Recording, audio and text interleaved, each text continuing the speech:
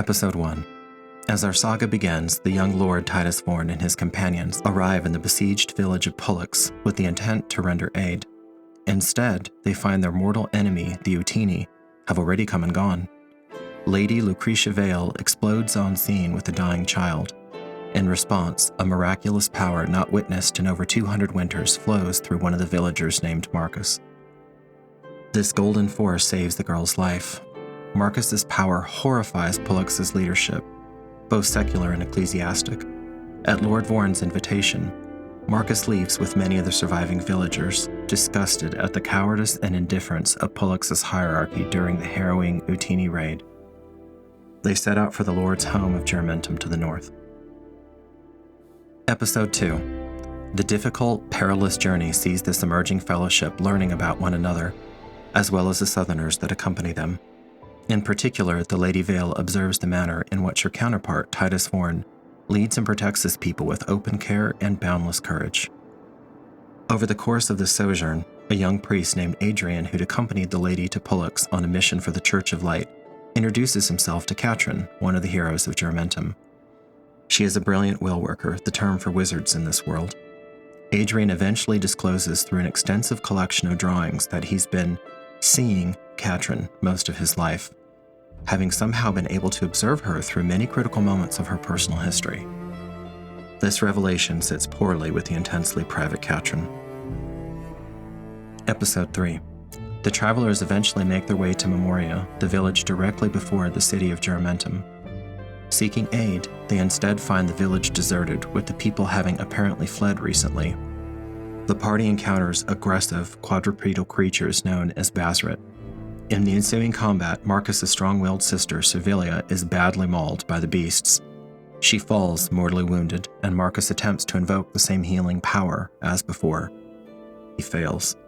As Servilia's soul leaves her body, Marcus beseeches a final time, and fate seems to hear his call in that moment. He just manages to retrieve her fleeing spirit, and Servilia gasps her way back to life. After this, a strange woman makes herself known. She speaks for the goddess Roth, whose title is Mistress of the Bloody Soil. Roth has invited herself into the Riverlands in anticipation of the copious amounts of blood to be shed in the coming war. Episode 4. At long last, the Fellowship and their charges stand before the walls of Germentum.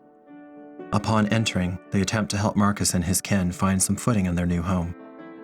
Lord Vorn seeks out his twin sister, Livia, whom we see as the day-to-day administrator of the city. They have a wide-ranging discussion about not only Titus's journey back home, but also the impending attempt at annexation that the massively wealthy metropolis of Leptis Regium is preparing to make upon Germentum. Later, another member of the Fellowship named Nilishli receives an unexpected visitor. Nilishli is a divine construct, birthed from the soil by the dread mother Tezcatli, goddess of the night. Nilishli's visitor is an older woman, bearing a remarkable weapon with a name of its own. The woman's title is Oekapa, she who bars the way. Her actual name remains a mystery. She informs Nilishli that, while the weapon is meant for the divine construct, Oekapa may only hand it over after it is taken from her. The elder proves a formidable combatant, as she frustrates many attempts by Nilishli to do just that. Eventually, Nilishli has a vital insight into her own nature and is able to win over the sacred weapon. Oekapa then reveals that in bringing this artifact to Nilishli, she herself has broken her own ironclad oaths as a priestess of Tezcatli. She requests that Nilishli take her head, as that is the only way she can redress this dire transgression. Nilishli reluctantly complies, laying the other woman to rest afterward. Episode 5. Lord Titus Vorn and Lady Lucretia Vale have a telling conversation before the Vorn crypt, wherein lies Titus's revered granddame, once the favored daughter of the former emperor. Lucretia struggles to understand why any woman of such vast status would willingly die outside the borders of the empire, and Titus attempts to explain the dream to her, one born in hope and sustained by freedom. Lucretia, in turn, reveals her own unusual legal status of sui juris, meaning that, unlike virtually all other ladies of the empire, she is free to do as she sees fit, rather than being under the authority of the men in her life. The lady eventually leaves Titus's company to make preparations for a mission of her own. undertaken for the Church of Light. Later, the fellowship gathers, discussing the impending annexation by Leptis Regium and what they might possibly do to avert it. Later still, Katrin's longtime mentor Figulisneus directs her to the same grove that Nalishli had her trials against Oe Kappa in. Wesa, the youngest member of the fellowship, accompanies her, and the pair discover the tree to which Figulus directs them. That tree inexplicably opens, and the two young women descend into its depths. There they meet Tipo, a rather deranged creature, yet possessed of both massive power and potential insight. He facilitates a journey of the mind, wherein Katrin is sent back to observe and even interact with a crucial moment in the world's history: Figulus's invention and use of the mightiest of all acts of will, which is what spells are referred to in this world. His past self utilized Zed, the name of the act, inside a location of immense, concentrated power called Crystal Remembrance. Here, Zed was amplified innumerable times, and the world irrevocably transformed.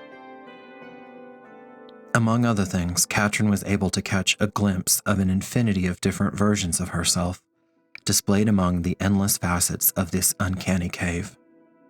Leaving with both her life and sanity, the young will worker at last understands her origins. Episode 6, against the backdrop of the springtime celebration, Marcus must stand before the beacons of the city, the title used for ordained priests of the Church of Light.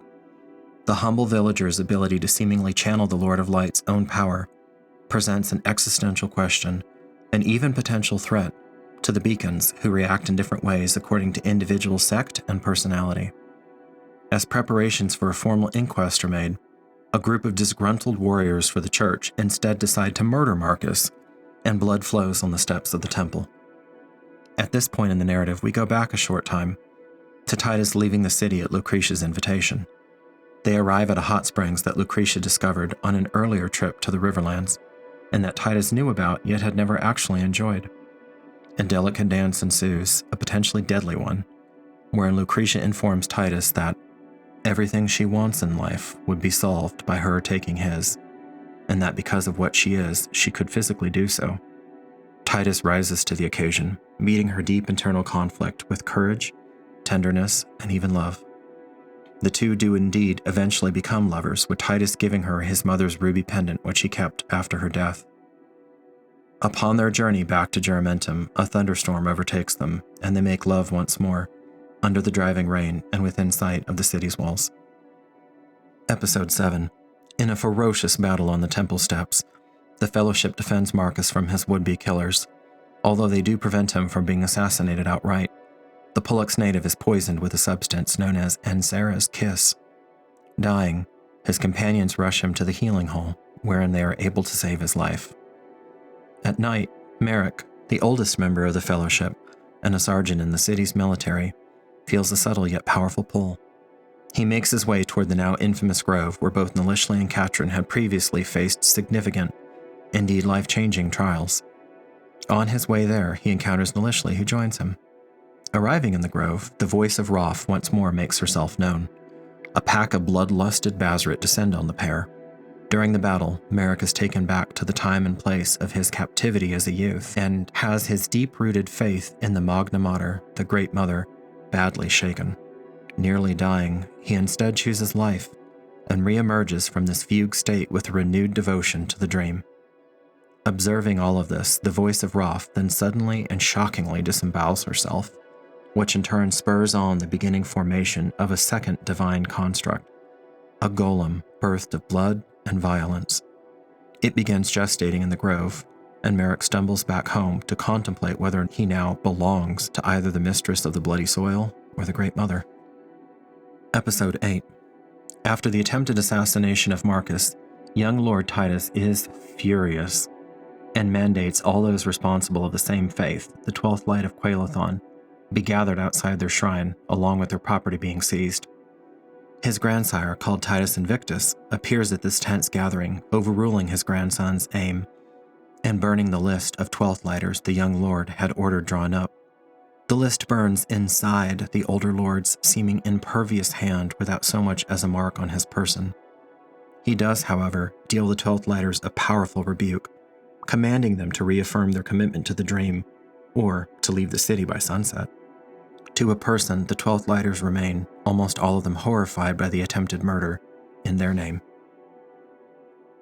Wace's longtime mentor, Publia, has a private chat with her, wherein she asks her protege to investigate the death of Titus's father, Lord Falco Cimber. Wace attempts to do so, finding very little in the way of actual new facts. At the end of this, she confronts Publia, who admits that she knew Wace wouldn't get far. Publia then affirms that she does indeed know who killed Lord Falco, though she does not volunteer any additional clarification. Episode 9.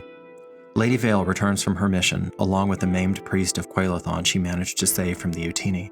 She's nearly dead, however, having pushed herself to the very limits of her strength to fulfill her duty. A horrified Titus spots her drifting across the great Kogi River on a raft. He rushes her to the healing hall, distraught. Her powerful constitution allows her to recover enough for a brief conversation before events overtake them. Unfinished business pulls into port at Jarmentum in the form of the slaver ship Ceres.